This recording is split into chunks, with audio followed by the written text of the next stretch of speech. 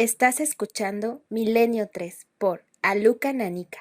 3 y 7 minutos prometíamos un viaje en esta segunda hora, un viaje concreto y un viaje para el cual Clara, en su sección habitual, como tantas otras de Milenio 3, son como cápsulas independientes porque proponen una aventura singular. En este caso, en esa invitación, solo aparece un término y un número. Cabin 9.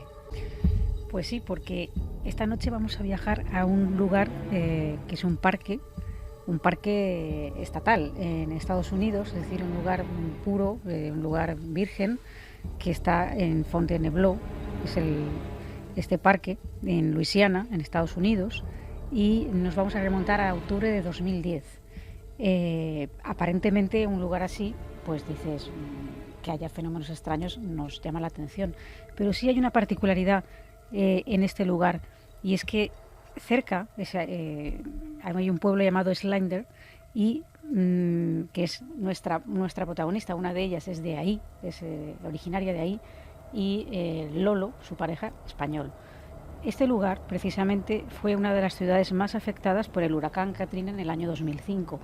No sabemos todavía si esto tiene o no que ver, pero es la única cosa que nos habla de algo luctuoso o terrible allí, ¿no?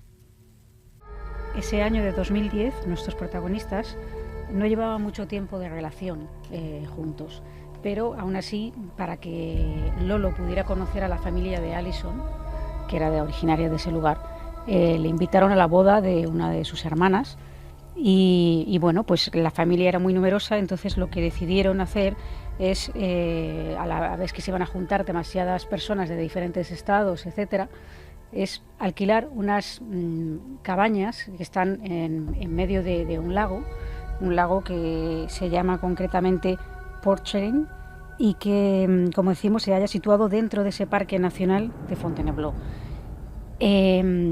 Curiosamente, claro, estas cabañas en inglés se llaman cabin, y ahí el nombre que hemos dado a esto, porque ellos, luego lo diremos por qué han cogido este nombre como sinónimo de miedo, Cabin 9. Cada vez que les ocurre algo extraño, algo misterioso, se asocian con lo que vivieron allí, en ese lugar, en la cabaña número 9. 2 noches antes de la boda, se alojaron en estas cabañas, estaban repartidos por grupos, y una de las cabañas, la 9, curiosamente estaba libre porque los familiares que debían haber llegado de otro estado no habían llegado a tiempo. Entonces les ofrecieron a Alison y a Lolo, como eran jóvenes y estaban, vamos a ver, como recién unidos, quedarse en esa cabaña ellos hasta que llegaran los familiares al día siguiente, teóricamente. Y bueno, pues ellos accedieron encantados. Y al llegar a la cabaña notaron una cosa un poco rara, sobre todo a Alison, no le gustó mucho el sitio. Había 2 habitaciones, una era una habitación con una cama de matrimonio, donde supone que iban a dormir los familiares cuando llegaran al día siguiente, y otra, unas habitaciones con unas literas, con 2 literas, o sea, en total 4 camas. La habitación de las literas no le gustó a Alison, le dio mala espina. Y entonces se quedaron en esa habitación de matrimonio, y lo que hicieron fue cerrar todas las puertas, porque le daba pues esa sensación de como que les vigilaba alguien, o una intranquilidad que no sabía muy bien definir. Pero Alison le pidió a Lolo que cerrara absolutamente todas las puertas y que para que tuviera la tranquilidad de como estar resguardado, ¿no? En principio, esa noche no pasó nada especial, pero al día siguiente, esos familiares que tenían que haber llegado se retrasaron más de la cuenta y no parecía que llegaran. Entonces, bueno, la segunda noche, pues ya les dijeron que sí, que por favor ya se cambiaran a la habitación de las literas, porque al día siguiente seguro que iban a llegar para que tuvieran la cama preparada. Así lo hicieron y bueno, pues les daba un poco de, como digo, de aprensión ese lugar, y decidieron quitar los colchones de una de las literas y colocarlos juntos en el suelo. De esa forma estaban más resguardados. Hay que decir que en este lugar de noche, fuera, no hay nada, absolutamente nada de luz, por eso se les facilita una linterna. Una linterna, en este caso, era de esas de rosca, para que si tenían que salir por algún motivo de la cabaña, pues pudieran iluminarse, ¿no? Entonces, mientras estaban colocando las cosas, de repente la linterna que estaba encima de la mesilla de noche, que estaba en medio de las 2 literas, se encendió. Y entonces Lolo bromeó y le dijo, mira, ¿ves cómo este lugar no te daba buena espina? Mira lo que ha pasado.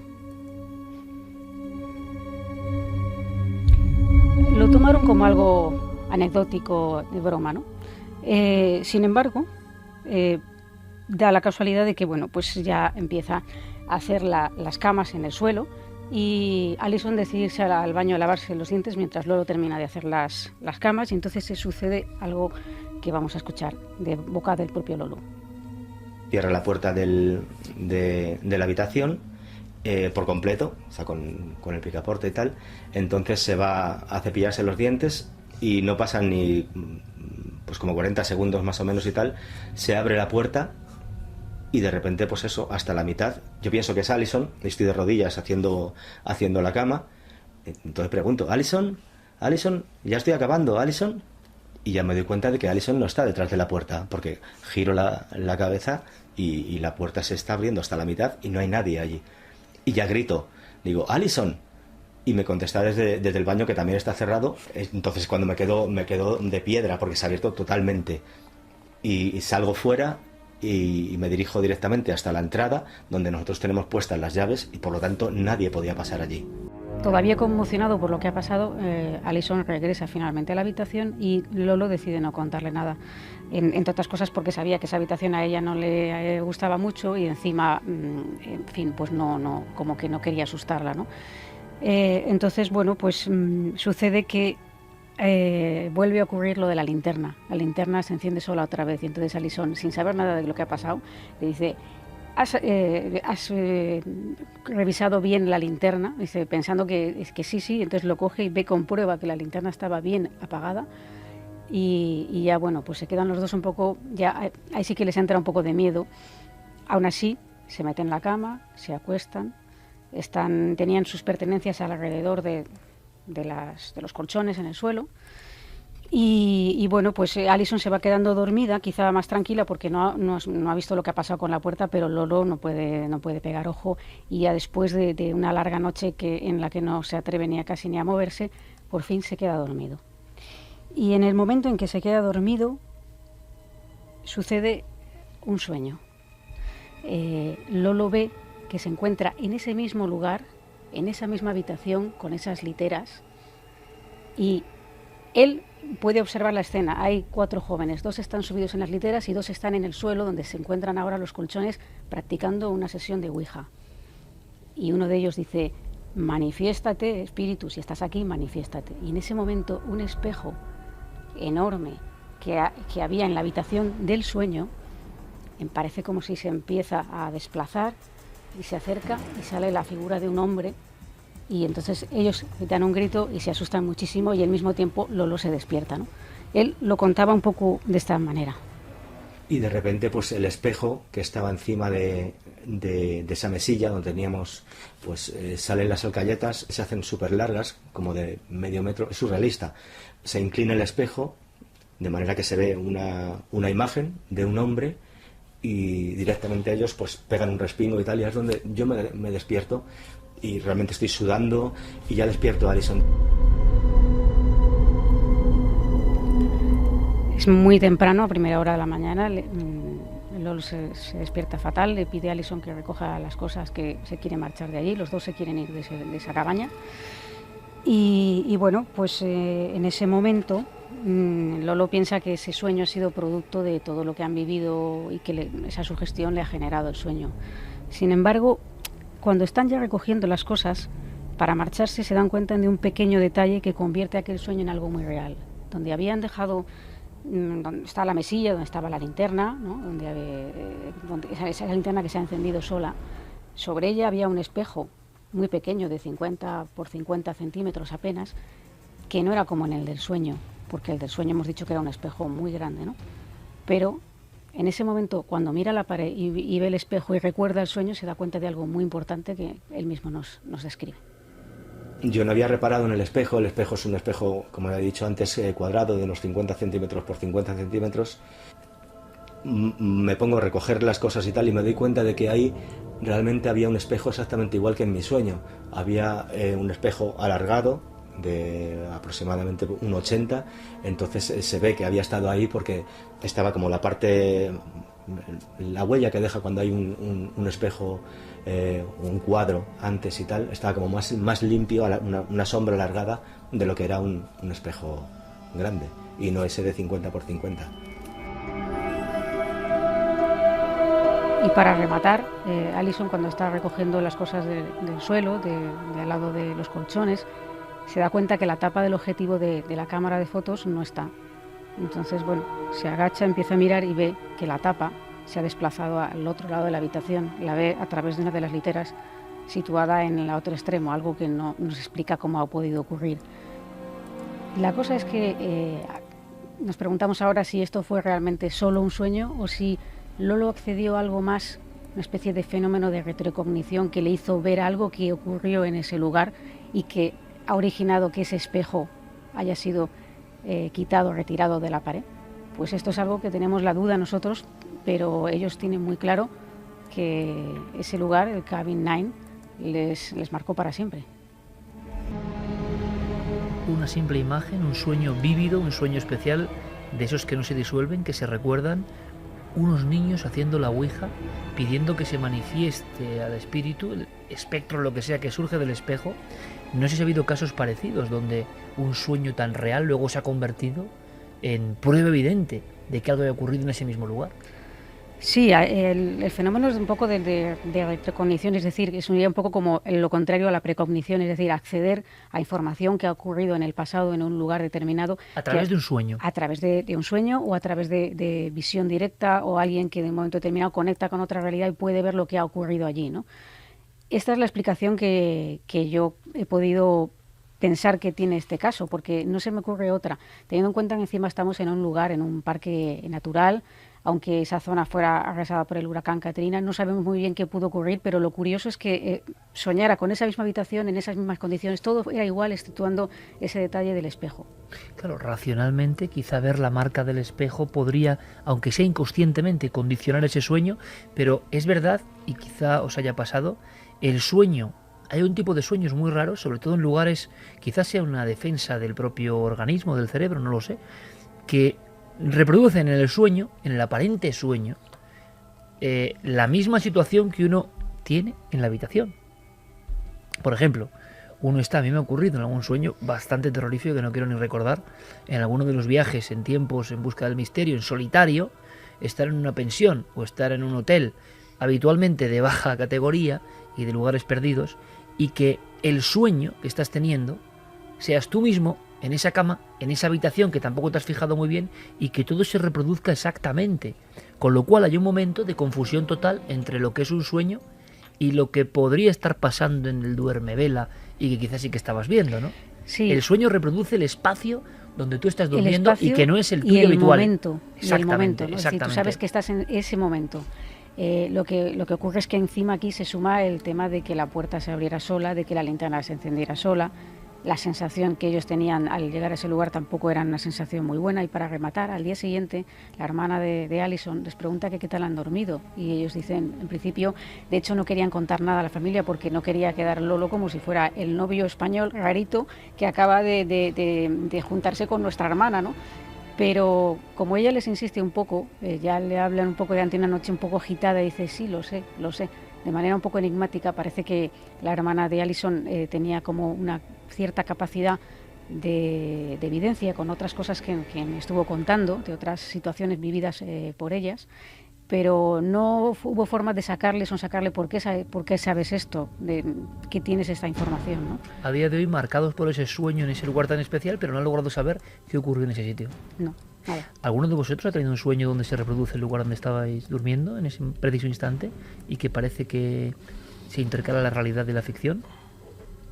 A mí me pasó investigando precisamente para el tema de los alfaques, estando pues en la zona a pocos kilómetros donde ocurrió el accidente, en un hotel que estábamos durmiendo allí, y fue en el tercer viaje, justo a eso. Además hacía un viento brutal que estaba golpeando constantemente la persiana. Recuerdo cómo incluso en el sueño yo escuchaba y veía cómo la persiana golpeaba esa ventana. A eso me refería yo, que de repente el sueño parece una prolongación de las últimas imágenes que estabas viviendo Sí. en un sitio que no es tu sitio habitual. Porque además lo que yo veo, porque parece que estaba viéndolo perfectamente, es una especie de sombra que empieza a surgir por la zona del recibidor de la habitación, y ahí surgen como 4 figuras con el rostro completamente oscuro, completamente negro, tal y como las habían describido en los alfaques. Claro, yo estaba tan obsesionado con aquella historia que era normal que tuviera pesadillas con todo aquello. Pero hubo un momento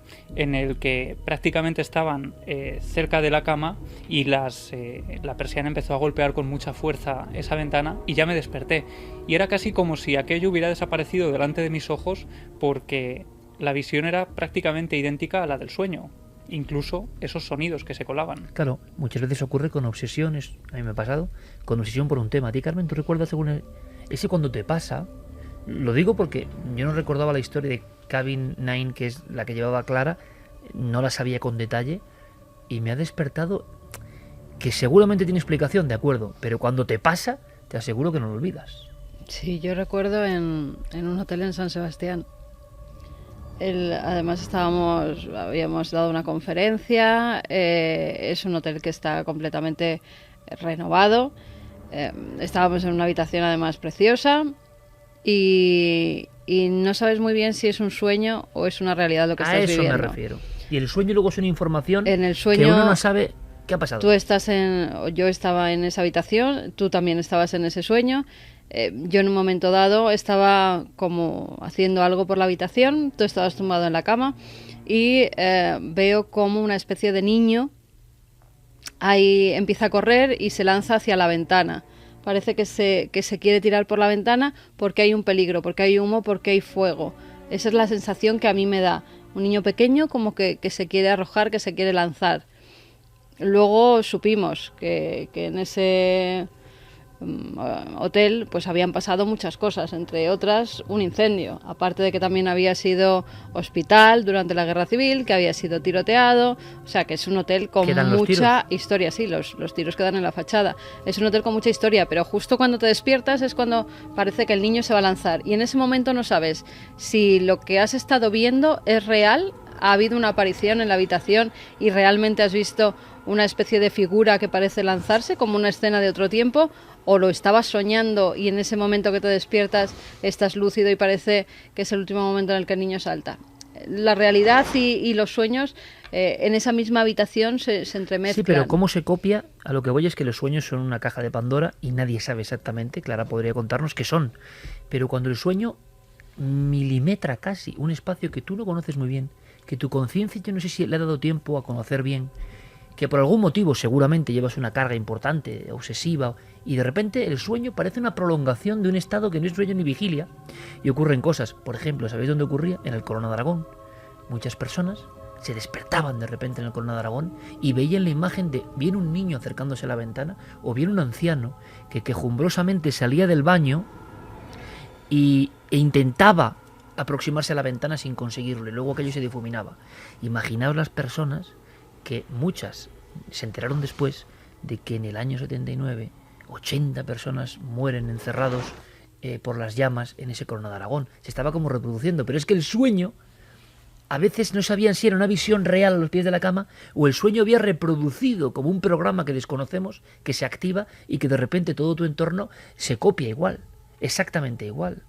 Yo no sé, Santi y Clara, ya que hemos abierto este melón en este momento, ¿habéis tenido una experiencia parecida? Yo uno de los sueños más reales que he tenido en mi vida, y más raros, y con un epílogo más raro todavía, lo tuve de pequeño. Pero tiene que ver con esto, con habitación copiada. No, exactamente. Ah. Exactamente. Por una serie de circunstancias tuve que dormir en casa de mis abuelos, no era el sitio donde dormía yo habitualmente, y soñé que estaba durmiendo en casa de mis abuelos y que me despertaba y que por un tragaluz que había entraba una araña, pero una araña de un tamaño que ocupaba todo el tragaluz, es decir, un bicho de 1 metro de diámetro, una tarántula enorme y peluda, que bajaba por allí. Yo estaba paralizado de miedo, o sea, no podía moverme, era lo más angustioso del sueño, me corría por la cama y venía directamente hacia mi cara, y en ese momento me desperté. La sensación era, estaba en esa habitación, todo era absolutamente real, El epílogo curioso es que muchísimos años después, siendo ya adulto, me encontré, por una serie de circunstancias, en una habitación prácticamente idéntica a aquella. De hecho, era en el mismo barrio, apenas a 1 kilómetro de donde estaba, con lo cual digamos que las construcciones eran muy parecidas. Y cuando tampoco era mi habitación, y cuando me fijé en la decoración del lugar, la persona que era la dueña de esa habitación tenía una enorme araña negra de peluche en una de las paredes. Y te juro que todavía no le he sabido encontrar el sentido a eso. ¿Clara? Sí, yo he tenido varias veces este tipo de sueños. Sueño que reproduce la estancia donde uno está. Sí, y curiosamente me llama la atención lo que estamos hablando porque ha salido algo que es interesante para mí. Y es que muchos de esos sueños que yo he tenido son en lugares, pues precisamente en lugares de hoteles, en habitaciones desconocidas a priori por nosotros, donde parece que estamos más a la merced de lo que sea, ¿no? De nuestro inconsciente, vamos a llamarlo así, o de otras realidades. Pero sí que es verdad que estamos hablando de estos sueños y estáis recordando sueños que son de hace años. Fíjate lo que nos ha contado Santi. La fuerza con la que ha impregnado nuestra mente ese sueño. No es un sueño que se va como azucarillo en agua como la mayoría. La mayoría se van, efectivamente, desaparecen enseguida, pero hay sueños que se recuerdan toda la vida. ¿Por qué? Porque el contenido anímico, espiritual que queda plasmado es tan importante, tan fuerte, que el mensaje era obvio que teníamos que recibirlo de alguna forma y marcarnos de alguna manera. Es decir, que hay sueños diferentes, otro estadio de los sueños, ¿no? Esta noche, a las 3:29, tenemos aquí la visita de unos ilustres amigos, Xavi e Ingrid, bueno, auténticas estrellas de los 40 principales, ¿no? Compañeros, ¿cómo estáis? Hola, buenas noches, Iker, que es un placer enorme estar aquí rodeado de genios como vosotros. Sí, hombre, faltaría más. Ingrid, ¿qué tal? Bueno, muy bien. La verdad es que hemos pasado unas horas mágicas, ¿eh? No, es la primera experiencia que tenemos nosotros con Milenio 3 en directo, así que estamos súper agradecidos de que nos hayáis dejado subirnos en la nave. Es espectacular esto, vivirlo. Además, yo siempre digo que sois cazadores de la verdad, ¿eh? Porque hay que tener valor en el momento histórico en el que estamos, que es la sobreinformación. Estamos tan desinformados, ¿verdad? Y es bonito que haya gente como vosotros y tú liderando este proyecto que haga justo lo contrario, ¿no? Pues os deseamos todo el éxito en esta casa que compartimos, compañeros. Gracias. Muchas 40. gracias. Os deis una paliza enorme, pero ellos son currantes de verdad. Lo hemos dicho muchas veces, ¿verdad? Sí. Carmen, dan un buen ejemplo. Esta pareja de currantes vocacionales, tan jóvenes, tan unidos en su misión, en su proyecto. ¿Por qué los menciono yo ahora? Y bueno, de sobra conocidos. ¿Han tenido algún sueño así extraño? Es lo que iba a decir. Sitio... ¿Os ha pasado alguna vez algo parecido a lo que estamos contando? Sí. Ha pasado. A mí de pequeño me pasaba muchas veces y además era casi obsesivo con una misma imagen siempre que se repetía, que era una figura que yo no podía identificar quién era, pero que estaba al otro lado de una cristalera clarísima que yo veía cada día, que era la cristalera del comedor de mi casa. Y me inquietaba muchísimo, claro. Solo veía la figura, soñaba exactamente eso.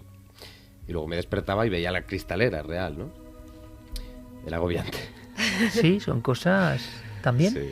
A mí me pasó algo que me ha marcado... Mira que yo suelo estar muy perceptiva al tema del misterio y demás, pero es que la verdad es que jamás me ha pasado nada, excepto por esa vez que aún no sé si lo soñé o lo vi de verdad, que fue una noche que me desperté con unos 3, 4 años y yo quería ir al lavabo y yo siempre lo describía y lo sigo describiendo como una bruja que se me puso en medio, claro, y entonces igual si lo viera ahora... Sería, claro.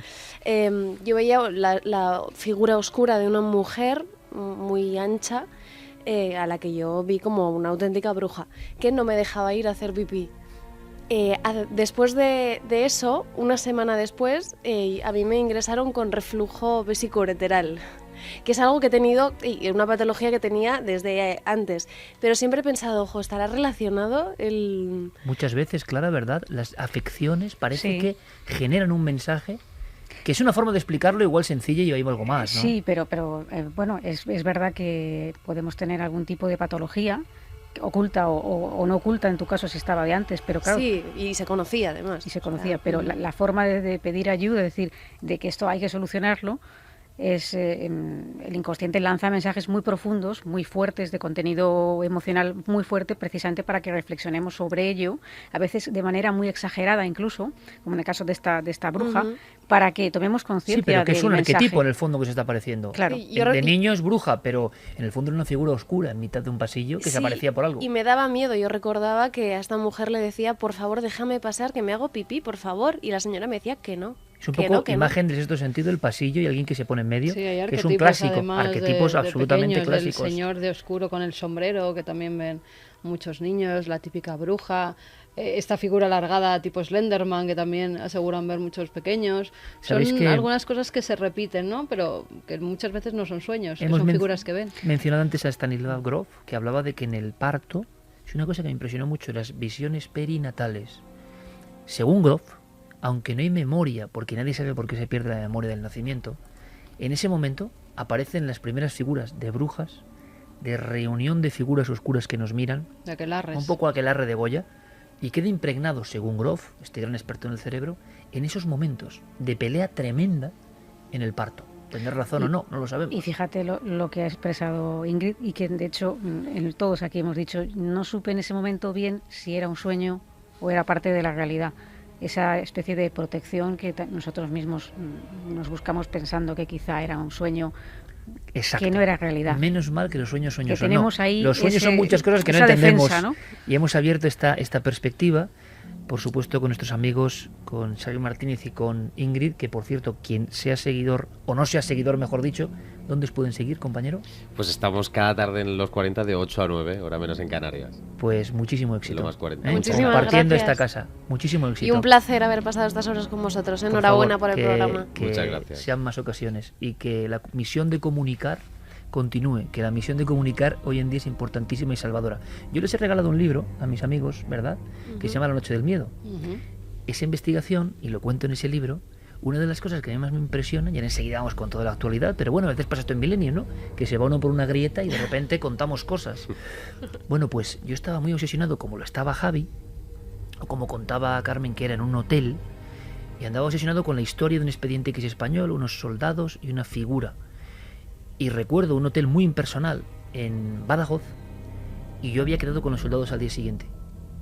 Y de repente aquel sueño era el calco exacto de la habitación, que no me había dado mucho tiempo, había llegado rendido, un viaje largo, y sin embargo yo en el sueño, o no sé, sabía perfectamente que era la sábana, la rugosidad de la sábana, la puerta en un lado del baño entreabierta, la ventana por donde entraba la luz de la luna. Y en cierto momento, en ese sueño yo estaba igual, medio paralizado, con miedo. Y en esa puerta entreabierta, en la que se podía ver un poco del baño y un espejo, una figura flotando, sin piernas, solo un torso con unos brazos y una cabeza oscura, flotando. Y durante mucho tiempo, yo mirando de reojo, aterido de un miedo como pocas veces he sentido, y esa figura tan real, inolvidable. Esto ocurrió en el año 2001 y me acuerdo como si estuviese ahora mismo viéndolo. Por tanto, menos mal que tenemos una bolsa para desechar todo lo que no entendemos y decimos, bueno, sueños. Lo raro y lo malo es cuando en ese sueño te despiertas y el de al lado ha soñado lo mismo. Sí, como nos pasó a nosotros, ¿no? Y nos ha pasado alguna vez. Eso ya es En diferente. fin. Pero sí hay que contarlo, no podéis dejarnos así. Sí, con el niño de San Sebastián. Y otro en Valencia. ¿En Valencia cuál fue? En Valencia de nuevo en un hotel, además íbamos a un entierro y llegamos la noche anterior y nos quedamos en un hotel completamente nuevo también. Había sido también un lugar con bastante historia y por la mañana pues yo me desperté diciendo, he estado con un sueño terrible en la otra estancia, porque era una habitación que tenía una primera estancia y luego otra. Digo, es que allí... Está en muchos hoteles y también. me dice Iker, sí, allí, ¿no? Justamente en la otra puerta que hay allí el señor, ¿no? Digo, pues sí, el señor. Y claro, nos quedamos los dos mirando, ¿has soñado lo mismo? Ah, pero lo hemos soñado. Hace poco tiempo, esto va a parecer ya, no sé, la locura máxima, ¿no? Pero hace poco tiempo No, recordábamos el total, tema de ya más Belmez. locos no nos pueden llamar, con lo cual... El que tema de sigan Belmez, llamándonos. tú estabas allí también, Mm. y yo recuerdo un sueño tremendo. A los pies de la cama una niña, gráfica, una de las niñas de las fotografías de la familia de Belmez, muerta. La niña más pequeña, Paquita, 4 años. Por supuesto, volvemos a lo mismo, la obsesión con un tema. Menos mal que tenemos esa explicación. Y la niña, como diciendo, busca, o sigue por aquí, se aparecía a los pies de la cama, mirándome muy fijamente. Lo impresionante es que yo, sin contar nada al compañero que hacía la investigación con nosotros, Luis Mariano, cuando estamos desayunando, le veo como un muerto vivo. Yo tampoco debo tener buena cara. Y le digo, ¿qué te ha pasado? ¿Qué he soñado? Una pesadilla tremenda. ¿Con qué? Con una niña de 4 años, a los pies de la cama. ¿Tuviste esa conversación? Son cosas que, como digo, menos mal que tenemos un cajón desastre. Bueno, otra cosa que ocurre y que también es curiosa es cuando varios investigadores acudimos a algún lugar, tipo Casa de Vallecas, y después de pasar allí largas horas, noche y demás, de madrugada, cada uno ya en su casa sufre unas pesadillas tremendas. Y no solo cuestión de sugestión... porque estás contando un clásico, las pesadillas sí, post-investigación. Pero que me ocurren también a... Claro que le ocurren también a Antonio la Grilo. gente. Hemos levantado toda la Además, mano. yo creo que fuimos las tres, ¿no? A la vez con ese sueño. Paloma, Clara y yo. Las que esa misma noche, después de la investigación en la casa de Antonio Grilo, pues tuvimos unos sueños bastante terribles todas. Y le ocurren a gente además que a veces es escéptica, que son los compañeros cámaras y que el tema sale días después, y es cierto que ocurre. Y en la noche de la Casa de Vallecas fuimos varios los que compartimos pesadillas en las horas posteriores a la investigación. Pues mira, no es mal tema, pesadillas e investigación. No se ha tocado mucho. Muchas. Pesadillas e investigación. Quizá con un mensaje, con un algo que no sabemos entender, pero como digo, hasta respiramos con alivio diciendo, bueno, eso tiene cierta explicación. Menos mal. Vamos, en vez de a dormir, a despertar rápidamente y enseguida con las noticias, pocas pero concentradas en esta ocasión. Enrique, como siempre, quiere eso, no que durmamos, que despertemos. Y lo hace hablando de un estudio que quizá tenga que ver con todo esto. Un estudio de esta misma semana, un estudio rompedor, pero que él, por supuesto, interpreta a su forma y manera.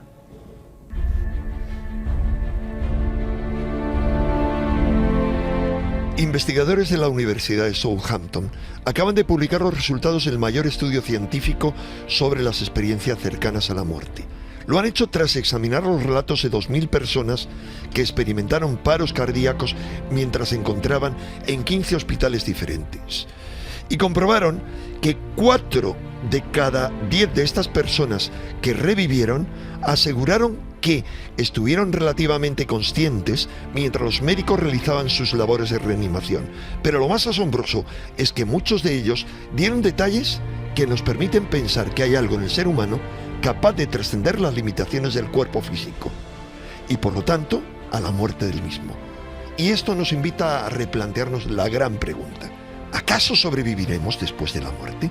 Si en todas las culturas y desde todos los tiempos encontramos una obsesión común por la supervivencia, esta obedece a que en todas ellas hubo individuos que parecían capaces de comunicarse con el más allá o de viajar hasta el mismo, quienes desempeñaron esa importante función de guiar y auxiliar psíquicamente a sus comunidades, reciben el nombre de chamanes en todas las llamadas culturas primitivas. Pero llegó un momento en que los teólogos y clérigos sustituyeron la experimentación directa de ese más allá por la especulación. Entonces, los chamanes fueron repudiados como seres diabólicos y asimilados los místicos que compartían vivencias similares. La experiencia gnóstica, es decir, el conocimiento directo de aquello que nos trasciende, fue sustituida por la fe en el dogma, y hubo que esperar muchos siglos después de que el racionalismo desplazase a ese dogma para encontrar otra manifestación del mismo fenómeno. En el siglo XIX, los médiums volvieron a comunicarse con ese otro mundo, fascinando a las élites privadas de lo esencial.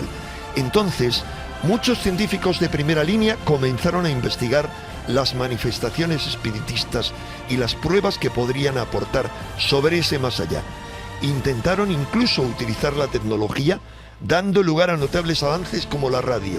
Después de décadas, durante las cuales la parapsicología pareció olvidarse de esa preocupación esencial, esta reapareció con la investigación de las salidas fuera del cuerpo y de las experiencias cercanas a la muerte. Aunque estas son solo algunas de las muchas evidencias que parecen responder positivamente a la gran pregunta, resultan insuficientes para quienes se aferran al paradigma materialista, pero no para quienes buscan respuestas que trasciendan al nuevo dogma. Pero si en un momento podemos tomar conciencia de que pensamos o sentimos de una manera y al siguiente de otra, si nos dejamos arrastrar por la vida y la enajenación colectiva, ¿qué clase de conciencia permanente puede haber en nosotros?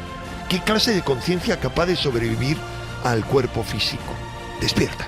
Mensajes como dagas auténticas de Enrique de Vicente, hablando de los que experimentaban la trascendencia y el cambio por una serie de normas. Una raíz fundamental para comprender el misterio y la historia del hombre. Ahí lo deja Enrique, también como un mensaje en una botella, para que todos, si queremos, reflexionemos. Hoy te sientes distinto. Por fortuna ahora algunos científicos muy valientes están investigando en esas fronteras entre la vida y la muerte, tan difusas como las fronteras, lo hemos hablado, entre la vigilia y el sueño de cada noche. Permanecía oculto en ti. Y ahora rápidamente, Jerey, sin perder un minuto, vamos con un sencillo informativo, más concentrado, pero han pasado cosas que tenéis que conocer. Y es que, Santi, ha habido una noticia que tiene que ver con nuestro oficio, con el periodismo, que nos deja helados. ¿O no? No lo sé. Pues la verdad es que sorprende. El periodismo alemán tiene fama de ser uno de los más rigurosos, de los más prestigiosos, de los mejores del mundo. Y dentro del periodismo alemán, si hay un medio que destaca, es el famoso Frankfurter Allgemeine Zeitung, que es uno de los diarios más prestigiosos del planeta. Y dentro de ese diario había un reportero estrella, Udo Ulf Kotte. Aunque no lo sepamos, muchos de nosotros a lo largo de nuestra carrera hemos citado noticias de Udo Ulf Kotte. Yo me acuerdo hace muchos años, por ejemplo, cuando se descubrió qué había pasado por fin con el avión del músico Glenn Miller, pues esa investigación la había hecho él. Su nombre salió, por ejemplo, también en los medios de comunicación cuando fue recientemente amenazado por el terrorismo islámico, también por sus reportajes de investigación sobre ese tema. Pues bien, este hombre ha escrito un libro que se ha convertido automáticamente en un bestseller en Alemania y que el título lo dice todo, se llama Periodistas comprados. ¿Y qué cuenta este señor en Periodistas comprados? Pues cuenta su experiencia y confiesa que 25 años de carrera siendo uno de los pilares de la comunicación y la opinión en su país han estado financiados por dinero de la Central de Inteligencia norteamericana, que él estaba a sueldo de la CIA a decir y a defender lo que se decía desde la embajada americana y ponía ejemplos. De hecho, la CIA y los servicios secretos alemanes. Decía, por ejemplo, yo me acuerdo un día que estaba en mi despacho del diario y llegan dos agentes del BND, de los servicios secretos alemanes, y me dicen, Udo, tienes que escribir un reportaje sobre Gaddafi y una cosa que está haciendo con armas químicas. Dice, pero yo es que de Gaddafi y de armas químicas no sé absolutamente nada. Dice, no pasa nada, aquí tienes.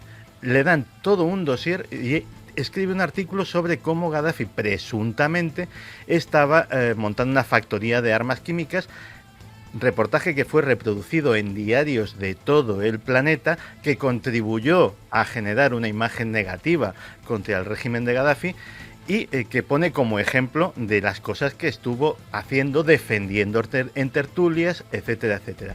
No solamente eso, en ese libro da un listado de decenas de compañeros suyos, igualmente alemanes, igualmente prestigiosos e igualmente pilares del periodismo del país, que están en sus mismas circunstancias, defendiendo en tertulias determinadas posturas que benefician al gobierno norteamericano, etcétera, etcétera. Pero añade, dice, yo conozco a estos porque son, digamos, los que estaban en mi club. Pero hay otro tipo de lobbies, como el lobby de la energía, como el lobby de las empresas farmacéuticas, como el lobby de la alimentación, que pagan sus propios cheques a sus propios periodistas para que difundan noticias y informaciones interesadas y para que cuando van a las tertulias televisivas defiendan tal o cual cosa. Y no solo el gobierno de los Estados Unidos, el gobierno ruso, el gobierno israelí, el gobierno chino también reparten sus cheques entre los periodistas que les son afines, en este caso no son los mismos, para que rebatan a los periodistas que están comprados por el gobierno norteamericano y se juntan todos en una popular tertulia televisiva y allí montan su tenderete. Es más, añade otra cosa, dice, yo sé lo que pasa en Alemania, pero puedo deducir que prácticamente en toda Europa la situación es completamente trasplantable y que en cualquier país de la Unión Europea habrá determinados periodistas que estén a sueldo de gobiernos, multinacionales, sectores financieros. ¿Y no le ha etcétera, pasado nada a etcétera. este hombre? ¿Ha publicado ese bestseller? Como diciendo, mi confesión, arrepentido, mi dignidad me hace decir todo esto durante 25 años. ¿Y no le ha pasado nada? De momento no, él dice que está dispuesto a afrontar que se va a buscar muchos problemas, que está convencido de ello y que este cambio de opinión viene porque directamente, digámoslo así, sus empleadores se habían embarcado o pretendían embarcarle en una campaña de desprestigio contra el régimen de Putin, que él deduce que todo esto puede conducirnos a una conflagración bélica en Europa de grandes dimensiones y que él hasta aquí ha llegado, que no quiere tener las manos manchadas de sangre de eso y que le bastan 25 años, ¿no? Solo para... Ahora ya así, le ha dado el ataque de conciencia y ahí está su bestseller, que a ver si lo traduce. ¿Cómo se llama? Periodistas comprados. Más sencillo el título, imposible. Absolutamente gráfico. ¿Por qué será que te creo? ¿Qué ha pasado en la India? Pues, ¿qué está pasando? Porque son ya 197 los científicos del programa nuclear indio que se han quitado la vida. Todo empezó además con un accidente, un extraño accidente, eso sí. Homi Bhabha fallece en el vuelo 101 de Air India, que se estrella en 1966 cerca del Mont Blanc, en los Alpes. Y en esa muerte él era uno de los principales responsables del programa nuclear. En esa muerte trágica llega además en un momento decisivo para el tema nuclear en la India. Enseguida como que tapan la cosa, no le dan mucha importancia, pero es que luego desde 1967 hasta hoy en día 197 científicos que en cierta forma han estado relacionados con esos 32 centros de Han hecho energía. la estadística ahora y han dicho, pero bueno, han ido tirando del hilo y han dicho, ¿pero esto qué es? Claro, 32 centros hay de energía nuclear en la India. Pues 197 de las personas que trabajan en esos 32 centros, por causas misteriosas, unos además tienen entre 25 y 50 años, o sea, son muy jóvenes, son personas que no tenían por qué tener ningún problema, tenían buenos puestos de trabajo dentro de ese programa nuclear, pero nadie sabe por qué, pues han decidido dejar este mundo. Se han preguntado muchas veces la opinión pública india, ¿por qué? ¿Por qué está pasando esto? Lo único que han obtenido es la callada por respuesta. Nadie dice nada, se intenta tapar todo y lo cierto es que hay gente, hay científicos que siguen quitándose de en medio. Algunos dicen o apuntan la posibilidad de que pudieran estar enfermos y esas enfermedades, antes de que fueran a más, pues les hicieran acabar con sus vidas, y otros dicen que es que hay algo más detrás y que no son ellos los que se han suicidado, sino que los han quitado de en medio por razones de información privilegiada que tenían. No sé si siguió aquella senda tremenda de suicidios en ciertas compañías de telecomunicaciones francesas, Santi. De hecho... Fue como un boom, recordáis, ¿no? Y muy parecido. En la India también, por ejemplo, hubo, en los albores del programa espacial hindú, también hubo una serie de suicidios bastante misteriosos. Están los suicidios del programa nuclear iraní. Parece ser que cuando hay determinada comunidad de científicos que se mete en un sector estratégico en determinados países, el estrés, muy entre comillas, pues hace estragos y esta gente le da por suicidarse. Sorprendente. Ha habido una muerte distinta de un hombre que causó una revolución enorme. Vamos a escuchar a Masaru Emoto. Es un documento de este individuo que seguro que muchos no conocen la obra, pero esos cristales, esa agua cristalizada que tenía la leyenda de, por ejemplo, el agua con música de Mozart genera unas formas, con música irritante, disonante completamente, genera formas desestructuradas. El agua se comporta casi como un ser vivo, atiende a la conciencia. Masaru Emoto decía esto. El agua es un reflejo de nosotros mismos, de nuestra mente. Por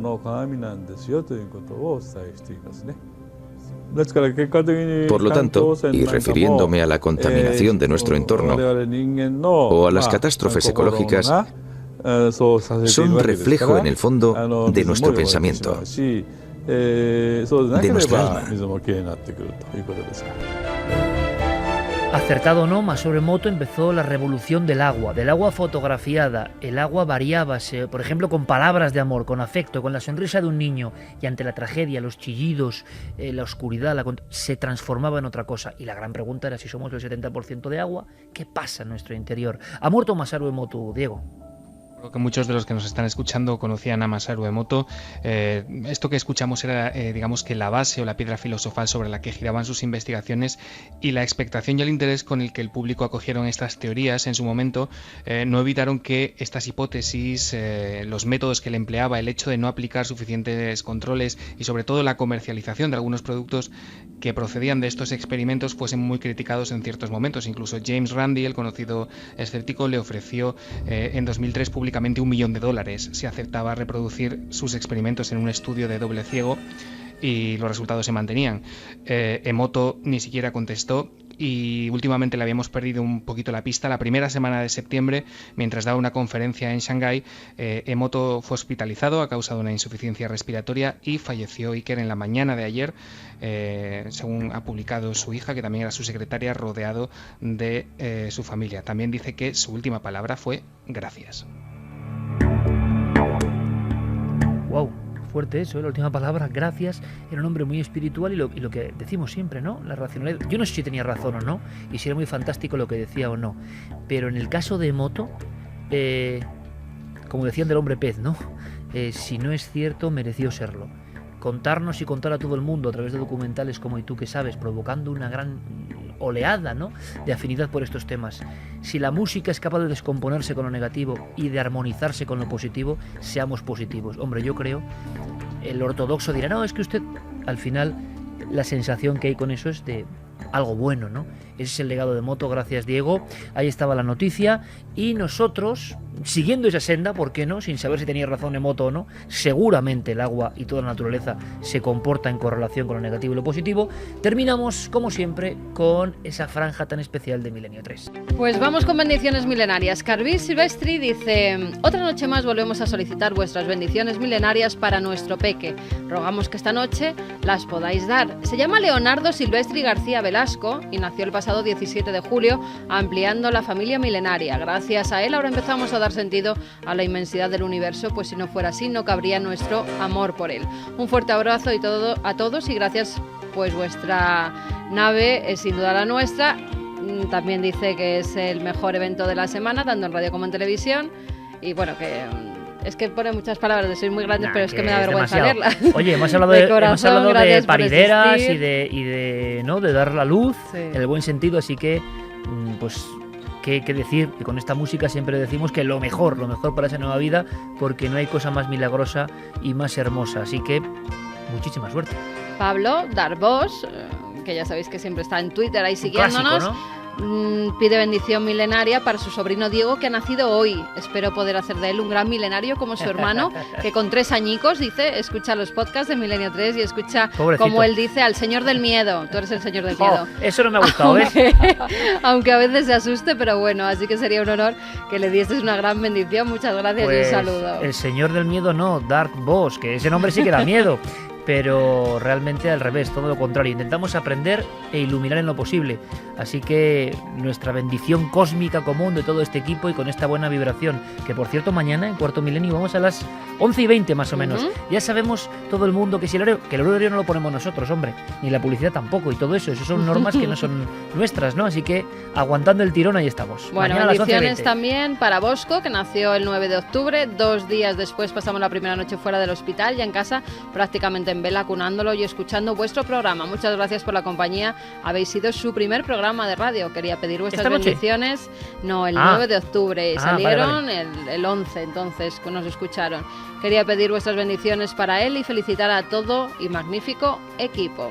También bendiciones para Sheila Vargas, que está en el hospital. Nos desea 50 temporadas más y nos pide energía milenaria para su hijo Víctor, de 13 años, y para ella también, porque lleva 6 operaciones de columna. Y dice que la aportamos mucho y que le hacemos mucha compañía. Ella es la que está con las operaciones constantemente. Sí, pues sí, si podemos aportar, ¿no?, un mínimo de ilusión, de vocación, de desconexión, de un momento de olvidarse de esa pelea heroica que ella tiene, pues nuestro trabajo está más que cumplido, ¿no? Así que, amiga, muchísima suerte, muchísima fuerza y un poco de esta energía positiva que Emoto no sé si tenía razón o no, pero que la música es capaz de transformar la conciencia, ya se lo sabemos todos, ¿no? Blanca pide esa fuerza para Neo, que es su perro, está viejete y muy pachucho, y pues toda la energía positiva. Desde el Océano Índico nos escribe también Wormius, y también una pareja, Fernando y su mujer Nerea, que lo que quieren es tener un bebé, y dicen que esas bendiciones y esa energía que la hagamos, porque pues mira, están a Clara intentarlo, que llevan 12 años porque como Clara, pareja y que quieren un bebé, con lo cual toda la energía de los milenarios pensando que vayan en que tengan el bebé. Por supuesto, y que vayan al ídolo al margen en Málaga, ¿no? Sí, que un tienen que tocarlo así. Neolítico de la fertilidad. Si no lo sabéis, mirad Cuarto Milenio en YouTube, en cualquier sitio, en mi tele, y ahí aparece la historia del ídolo neolítico que durante generaciones las personas van que quieren quedarse encintas, ¿no? Así que igual hay mucha suerte. Los dioses de la antigüedad saben mucho de esto. Santi Camacho, hasta mañana, compañero. ¿Mañana qué hora vamos? 11:20. 11:20, no me lo pierdo. Clarita, hasta mañana. Hasta mañana. Hombre, tienes que estar ahí. Por eso no me lo pierdo. Fermín, gracias. Gracias, Javi, hasta mañana, compañero. Feliz semana, muchos besos. Xavi, Ingrid, gracias por la visita. Hasta mañana, amigos. Feliz semana.